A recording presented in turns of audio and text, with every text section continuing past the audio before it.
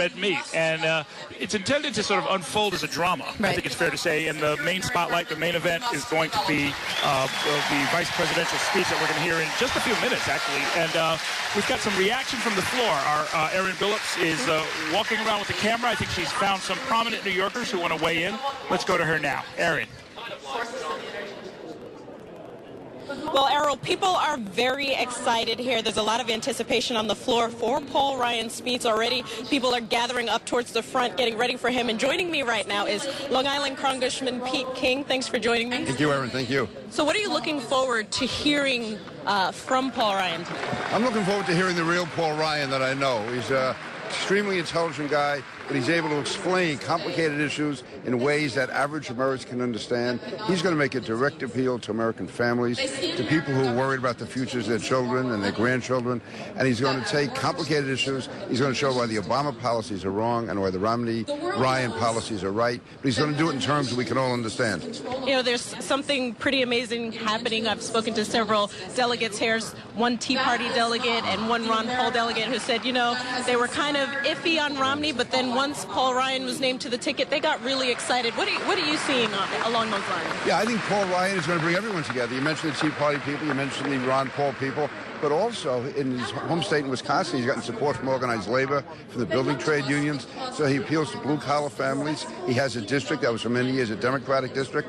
So Paul is able to communicate, and he's very intelligent, he thinks everything through, and he's just a good guy and a smart guy, and very unusual in our profession. He's a normal guy.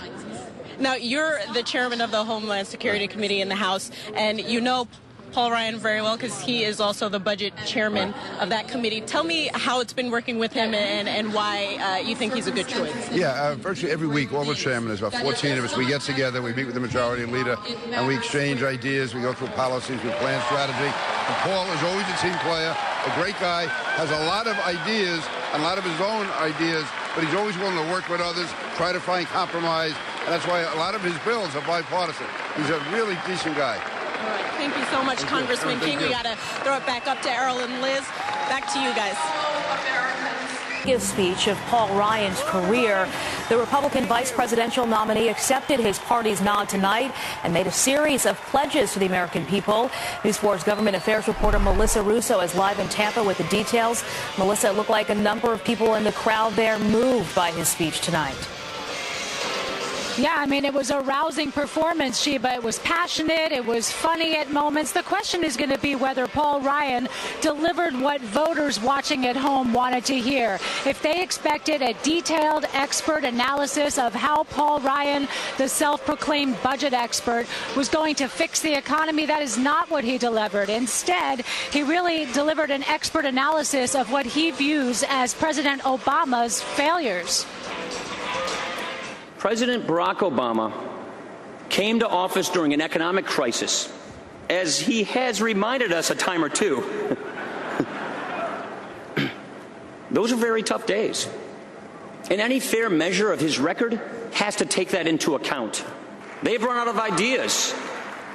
Their moment came and went. What Paul Ryan has done, he's done tonight, is he's taken the Democratic arguments and turned them on the head.